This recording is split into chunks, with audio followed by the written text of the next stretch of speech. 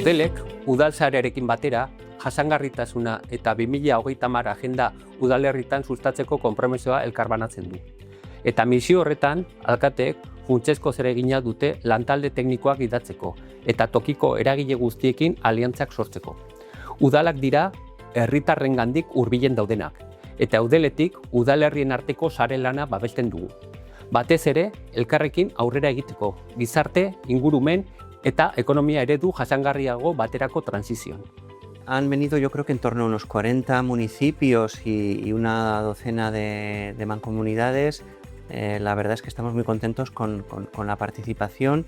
He presentado el borrador de hoja de ruta a largo plazo de transición energética y cambio climático del Gobierno vasco y la estrategia que estamos preparando a 2030 con el objetivo de que los ayuntamientos y las mancomunidades nos hagan sus aportaciones y podamos mejorar esta estrategia. Hay un poco de todo, hay municipios que están más avanzados que otros, también dependiendo del tamaño, y sí que han hablado bastante del apoyo de las diputaciones, de las ayudas que estamos dando y la necesidad que tienen tanto de seguir colaborando entre los diferentes niveles como los propios municipios dentro de sus diferentes áreas, porque al final el cambio climático es un área transversal y necesario abordarlo desde la ciudadanía hasta el mayor alto nivel de la administración. Niretzat azpimarratzekoa dena da esperientzien elkartrukea egiten dugula, eta hori beti oso aberazgarria da.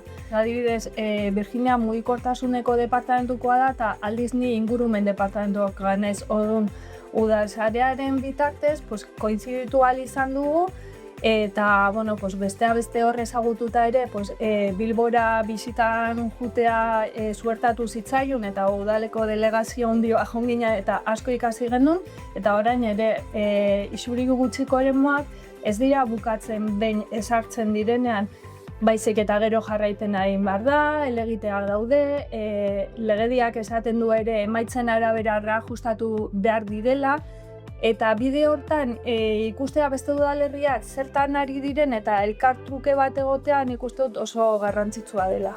El objetivo es claro, es cumplir la legislación de 2030, o sea, no se está buscando un objetivo que no es preciso o un objetivo que busca igual ir muchísimo más allá. Entonces, se ha intentado trasladar eso a la ciudadanía y efectivamente una restricción siempre puede tener ciertas sensibilidades, pero con las moratorias, el estudio de impactos que hicimos y la participación ciudadana hemos intentado tener en cuenta la mayoría de las casuísticas para que puedan ir adaptándose y puedan ir incorporando la zona de bajas emisiones en su vida. Partimos de un Trapagarán con un antiguo pasado de minería, de mucha industria, donde tenemos tierras contaminadas, suelos industriales también abandonados, y es momento de intervenir y en eso estamos en Trapagarán.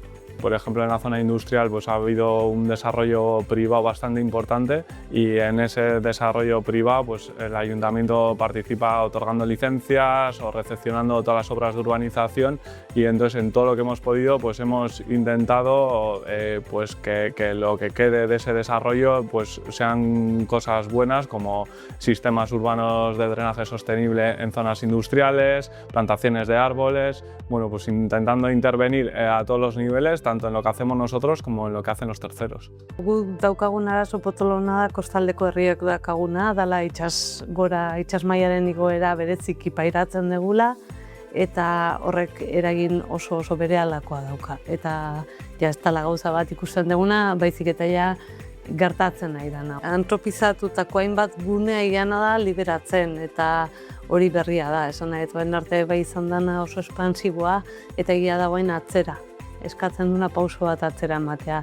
Eta baita ere hiri eredua berplanteatzea. Eta horrei ondorio oso beharrezkoa da herriak ez hain grisak izatea, ez haingo azalera gogorrekoak izatea, berdea askoz importantegoa da, ze beroei aurre egiteko garbi dago berdeguneen eta hauen arteko loturak oso garrantzitsua dira, eta orduan beste ikuspegi bat barneratu behar dugu hiri antolamenduan, eta hori nahitaezkoa da.